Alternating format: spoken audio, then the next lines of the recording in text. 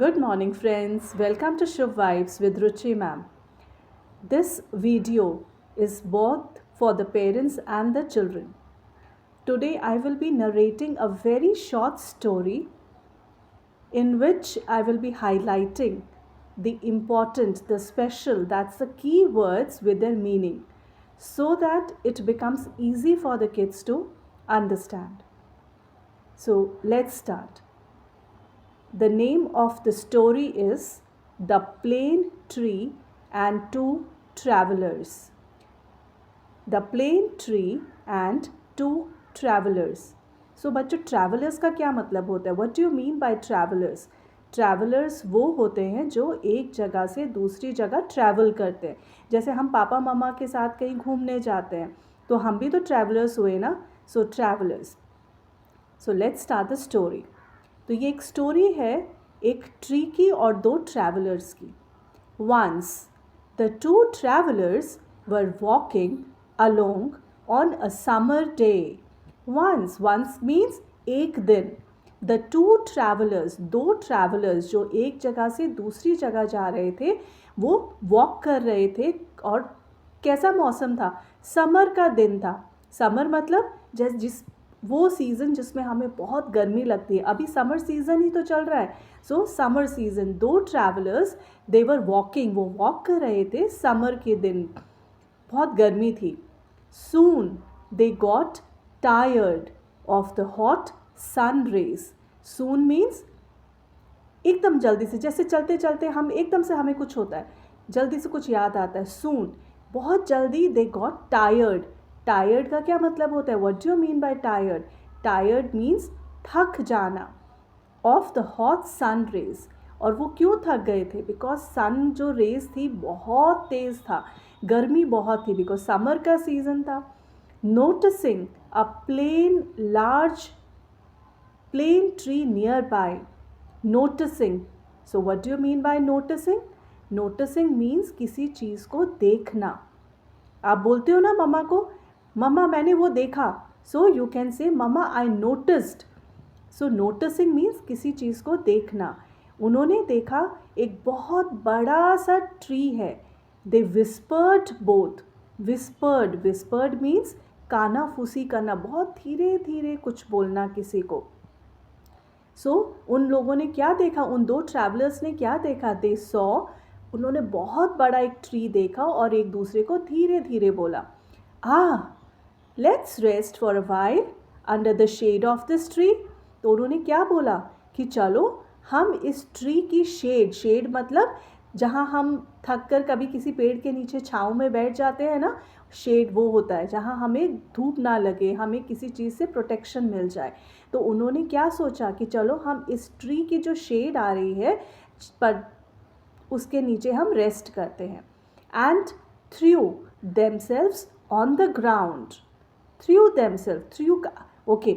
यहाँ बच्चों देखो, थ्रू के बहुत सारे मीनिंग होते हैं. एक थ्रू होता है कि हमारे हाथ में कोई सामान है, हमने उसको फेंक दिया.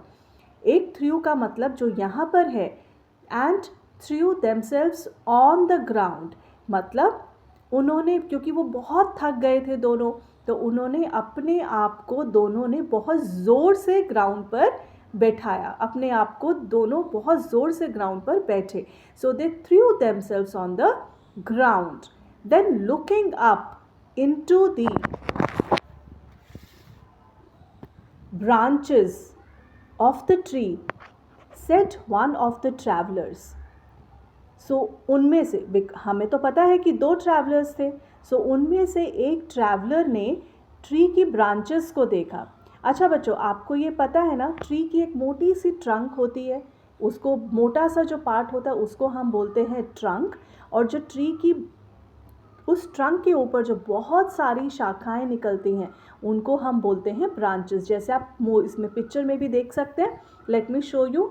ये है ट्रंक, ये ब्राउन कलर का है ट्रंक मोटा सा, और जो इसके साथ साथ जो निकली हुई हैं वो है branches. These are the branches of the tree. So एक ट्रैवलर ने क्या बोला?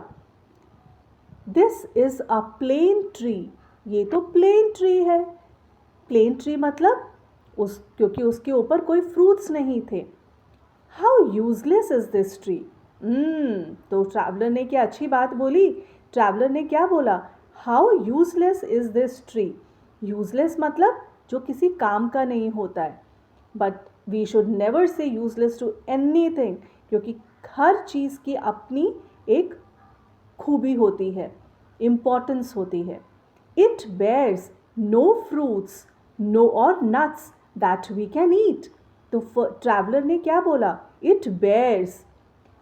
अच्छा यहाँ पे भी देखो बेटा, बेयर्स, बेयर्स का भी दो तरीके के मीनिंग होते हैं। एक बेयर होता है जो एनिमल, भालू। एक ये वाला बेयर होता है, इसका मतलब होता है कि कुछ नहीं है उसके पास, किसी के पास कुछ ना होना। इट बेयर्स नो फ्रूट, कि उसके ऊपर कोई फ्रूट नहीं है, कोई फ्लावर्स नहीं है। इट बेयर्स नो फ्रूट्स और nuts that we can eat. इसीलिए उसने, ट्रैवलर ने उसको यूजलेस बोला कि इसके ऊपर तो ना ही नट्स है ना ही फ्रूट्स है जिसको हम खा सकें। Don't be so ungrateful. So कहाँ से आवाज़ आई? A voice came from the tree in reply. Oh my God, क्या हुआ मैजिक? तो उस ट्री में से आवाज़ आई, Don't be so ungrateful. Ungrateful means कि हमें किसी को डिसरिस्पेक्ट नहीं करना है, किसी की इंसल्ट नहीं करनी है। तो ये आवाज़ कहाँ से आई? उस ट्री की आवाज़ आई थी। You lie here in my cooling shade. हाँ, अब यहाँ पे भी देखो बेटा, यहाँ पर भी लाए, लाए के दो मीनिंग होते हैं। एक लाए होता है जब हम किसी से झूठ बोलते हैं।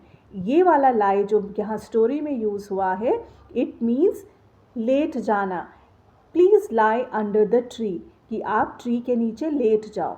सो ट्री ने क्या बोला कि आपको ऐसा नहीं बोलना, you are so ungrateful, you lie here in my cooling shade. आप मेरी शेड में, जहाँ आपको ठंडी हवा मिल रही है, आप मेरी शेड के नीचे लेटे हुए हो।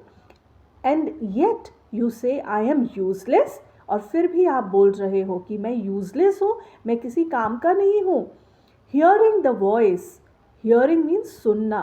तो जैसे ही ट्रैवलर्स ने आवाज़ सुनी, the traveller realised how wrong he was. फिर ट्रैवलर को रियलाइज़ हुआ कि वो कितना गलत बोल रहा था। हमें किसी के बारे में गलत नहीं बोलना है।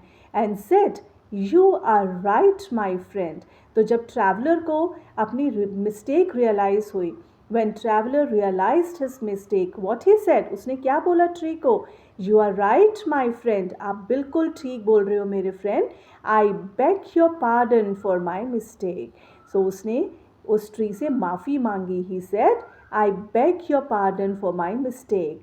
Mistake means जब हम कोई गलती करते हैं। And children, please remember, whenever we do some mistake, we have to say sorry. Whether we are talking to our friends, whether we are talking to our parents, if we do some mistake, we have to say sorry. So